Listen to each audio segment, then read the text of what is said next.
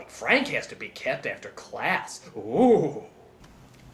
Your understanding of the female reproductive cycle is simply not satisfactory. There's a movie where that line needs to be said? I'm giving you a second chance by assigning an oral presentation. Oral. An oral presentation on the material with footnotes and visual aids, due by the end of the week. Really, movie? No blowjob jokes on that one?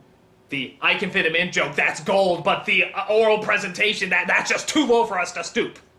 Just go for the bottom of the barrel film. You have nothing else to lose. I mean, what's to stop you from having the kid just bring the prostitute into class, play it? Hello. What's she Okay. I hate to do this to you guys, but this is another one of those scenes where I simply have to do a play-by-play.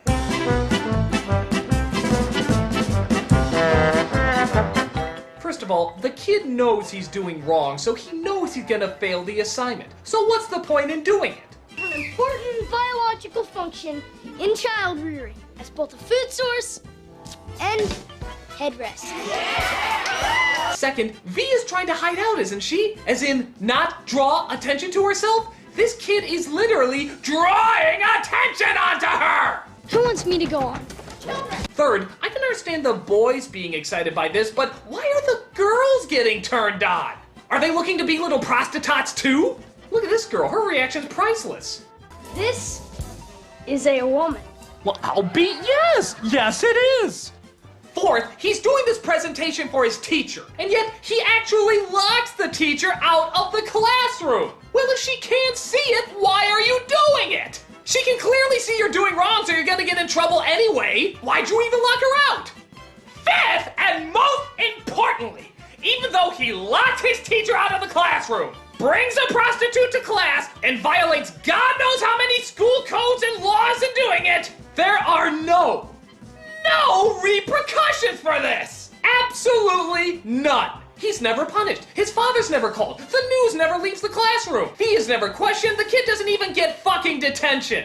We just cut to him and V trying on his dead mother's clothes. Truly another heartwarming, ethically damning scenario. So, in case you missed it, absolutely nothing about that scene makes any fucking sense goddamn ever! Hallelujah! Holy shit! Where's the Tylenol? So, as everybody will have guessed by, well, the beginning of the movie, Ed Harris has the hots for V, and actually takes her out on a date. Oh, look, honey, it's Frank's dad. I wonder who that woman is. She's a hooker. Honey. Because that's every mother's reaction to such an everyday line uttered by your daughter, isn't it? I wonder who that is. She's a bitch-ass whorefuck! Oh, Susie. But things, brace yourself for a shock, get even more awkward. As she comes across one of her old clients, which turns out is one of the boys' father. You know this woman, son? Not as well as we know each other, Mr. Smith. You know her father? No. No. No, I may have the name wrong, but I never forget a face. My name is V, like the letter. Your husband and I did business together once. Boy, you know, for a prostitute, you'd think she'd be a little bit more discreet about IDing her clients. But then again, this is the same idiot who, I put nothing by her. But V also finds out that Harris thinks she was a math tutor the whole time. And so she decides to tell him the truth about the treehouse and her real job. What, may I ask, are you doing living in my son's treehouse? Take off your pants and I'll tell you. Why do I have to take off my pants? Because in my experience, men are better listeners when they're not wearing pants. And I have something personal to tell you, and I don't want you to be able to get away. Okay. I'm sorry, lady, you know that things can be done with your clothes on, right? I mean, this is not a new phenomenon. Just because 90% of what you do is with your clothes off doesn't mean everybody else is. I'm a prostitute. Men pay me to have sex with them, okay? Well, then what, may I ask, are you doing teaching math to 7th graders? And Bruce Wayne, why are you dressed up like Batman? My son bought me a hooker? No, he didn't buy me for you. Oh, what a relief. He just wants me to marry you. No, okay, well that makes it better. So he climbs down the treehouse and decides to have a conversation with his son. With his pants still off. Okay, that's it, I'm convinced. This kid's gonna grow up to be Denny from The Room. The social awkwardness, the sexual frustration, his backstory's filled in. We now know why he's so scary. Of course, because this is contrived city. They patch things up and now he's dating a whore. Good for him. But suddenly, one of the mobster bosses, played by Malcolm McDowell, gets informed of her location and goes after her. You saw her in Middleton? Middleton? He hung up. Oh, of course, he hung up. Well, she shouldn't be too hard to find. We fitted around for a while with other travellers of the night. What we were after now was the old surprise visit. That was a real kick, and good for laughs and lashings of the old ultra-violent. He happens to enter right into the store that V happens to be shopping in, and even though he's standing right next to her, he doesn't manage to pick her out. This is why you send hitmen to do your dirty work, you schmuck. They actually can tell a woman from the exact same woman wearing sunglasses. So V tries to flee town because her life is in danger, but heck, not after showing up to Frank's sock hop. Bring the danger to the children, I always say. Ed Harris tries to meet up with her, but unfortunately McDowell recognizes her car more than he does her and follows him. What are you gonna do? I'm going to the sock op. Oh, I'm sorry. I don't think they have a sock up here. You might want to go on this 8 to the Ocery all. So everybody meets up at the sock up, and they have themselves a little fight. We then partake in screenwriting cliché number 33, the kid shouting yes. Yes! Right before we take part in screenwriting cliché number 246, the little kid's comedically driving a car. The wheel falls off, and yet somehow they're still able to keep driving straight and then suddenly turn, outwitting the bad guy as V escapes. We see later that she goes to the crime boss of the crime boss, I guess, and sees if she can get out of working for them. Now, of course, this has to be a very risky, very hard to do process, or else she clearly could have just done this from the beginning. I want out. Goodbye, my child. Well, to say that was disgustingly easy would be an insult to those who work hard to do things that are disgustingly easy. But wait, what about Ed Harris?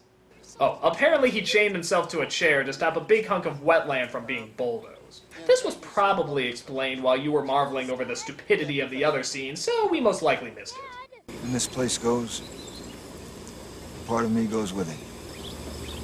I'll go to jail. Tom, you're under arrest. Dad! Sorry, boy. Wet pieces of grass mean much more to me than ever trying to raise you as my son. Didn't look like I was doing a very good job anyway.